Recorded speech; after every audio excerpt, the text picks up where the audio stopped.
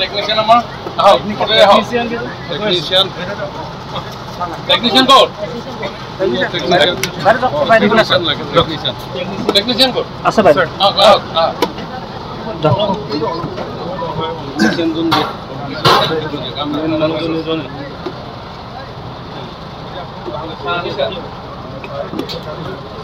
supper আনিছেন না আর supper কোন হলো ভালো করে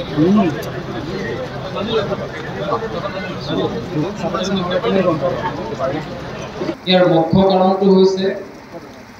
যে আমাৰ ক্ষুদ্ৰ চাহ খেতিয়কসকলে যিখিনি চাহপাত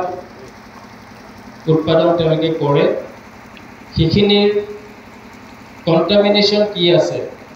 ফ্ৰম ফাৰ্টিলাইজাৰ্ছ পাৰ্সপেক্টিভ আৰু অসম চৰকাৰে এই গোটেই বিষয়টো অতি গুৰুত্ব সহকাৰে লৈ আমাৰ চৰাইদেউ জিলাত এখন মোবাইল ল্যাবৰেটৰী ভান দিলে গতিকে ইয়াৰ সুবিধাটো হ'ব যে আপুনি ইয়াতে টেষ্টিং কৰিব পাৰিব তেওঁলোকে টকলাইলৈ যাব নালাগে বা বেলেগ জিলালৈ যাব নালাগে য'ত তেওঁলোকে চাহপাতটো আগতে পৰীক্ষা কৰি আছিল অসমৰ স্পেচিয়েলি বটলিভ যিসমূহ চাহ আছে সেই কেঁচা পাতত কীটনাশক দ্ৰব্যৰ উপস্থিতি ধৰা পেলোৱাৰ কাৰণে আমি 9টা জিলাত 9খন জিলাত একোটা ভ্ৰাম্যমাণ লেবৰেটৰী আমি সংস্থাপিত কৰিছোঁ আজি চৰাইদেউত ক্ষুদ্ৰ চাহ খেতিয়কসকলৰ কেঁচা পাতৰ কীটনাশকৰ উপস্থিতি ধৰা পেলোৱাৰ যি লেবৰেটৰী এইটো আমি আনুষ্ঠানিকভাৱে আজি উদ্বোধন কৰিলোঁ বটলি ফেক্টৰী আৰু স্মকি গোৱাছৰ মাজত যিটো সংঘাত হৈছিলে এইটো উপশম হ'ব বুলি সংঘাতটো একো হোৱা নাই সংঘাতটো হোৱাৰ কাৰণটো হৈ গ'ল যে বটলি ফেক্টৰী যিসমূহ মেট্ৰি সেই মেট্ৰিসমূহ অধিক কীটনাশক থকাৰ কাৰণে বায়াৰ্ছে ল'বৰ কাৰণে অস্বীকাৰ কৰিছিলে আৰু অস্বীকাৰ কৰাৰ ফলত তেওঁলোকৰ সেইসমূহ চাহ অকশ্যনৰ পৰা আউট হৈ গৈছিলে আৰু তেওঁলোকে আমাক জনাইছিলে যে আমাৰ এনেকুৱা ধৰণৰ এটা সমস্যা হৈছে আৰু ক্ষুদ্ৰ চাহ খেতিয়কসকলেও আমাক কৈছিলে হয় যে এৱাৰনেছৰ অভাৱত আৰু কিছু আনুষংগিক যন্ত্ৰপাতিৰ অভাৱত আমাৰ ক্ষুদ্ৰ চাহ খেতিয়কসকলৰ কেঁচা পাতসমূহ আমি পৰীক্ষা কৰিব নোৱাৰোঁ আৰু এই গোটেই কথা বতৰাবিলাক পতাৰ অন্তত মাননীয় মুখ্যমন্ত্ৰী ডাঙৰীয়াই সিদ্ধান্ত গ্ৰহণ কৰিলে যে 9খন জিলাত এতিয়া একোটা মোবাইল লেবৰেটৰী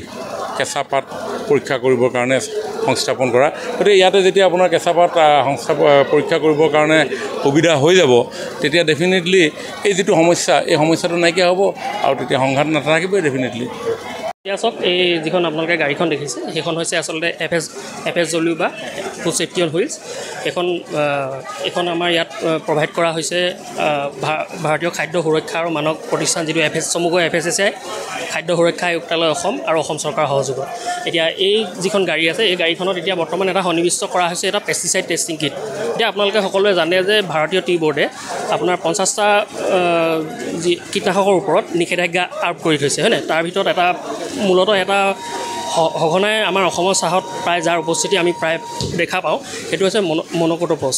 এতিয়া সেই যেতিয়া এই যিটো মোবাইল লেবৰেটৰী হ'ব তাত থকা এটা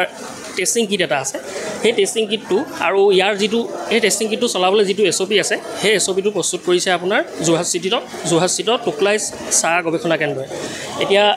এই টেষ্টিং কিটটোৰ জৰিয়তে আমি কেঁচা চাহপাতত থকা আপোনাৰ যিখিনি কীটনাশক আছে ধৰক সেই 50টা কীটনাশকৰ বিশেষকৈ আমি হয় ডিটেক্ট হ'ব আৰু আমি বিশেষকৈ গুৰুত্ব দিছোঁ কৃষকৰ খৰচ পৰিব মানে কি হৈছে চাওক এতিয়া বৰ্তমান SOPটো প্ৰিপেয়াৰ হৈছে আৰু অতি কম দিনৰ ভিতৰতে আমি ইয়াৰ সম্পূৰ্ণৰূপে আমি পৰীক্ষাসমূহ আৰম্ভ কৰিব পাৰিম আৰু তেতিয়া গোটেই কথাখিনি আচলতে হেৰি গম পাম খৰচৰ কথাটো আমি এতিয়ালৈকে গম পোৱা নাই আচলতে SOPখন টোকলাই ফালৰ পৰা টোকলাই চাহ গৱেষণা কেন্দ্ৰৰ ফালৰ পৰা যেতিয়া সম্পূৰ্ণকৈ ওলাই আহি আপোনাৰ যেতিয়া এইটো কণ্টিনিউৱাছলি যেতিয়া এটা প্ৰচেছত গাড়ীখন চলিব টেষ্টিং আৰম্ভ হ'ব তেতিয়া সকলো কথাখিনি ক্লিয়াৰ হৈ পৰিব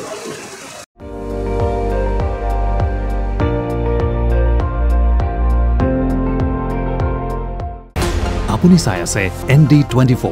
সৰ্বশ্ৰেষ্ঠ নহয় সৰ্বোত্তমৰ দৌৰ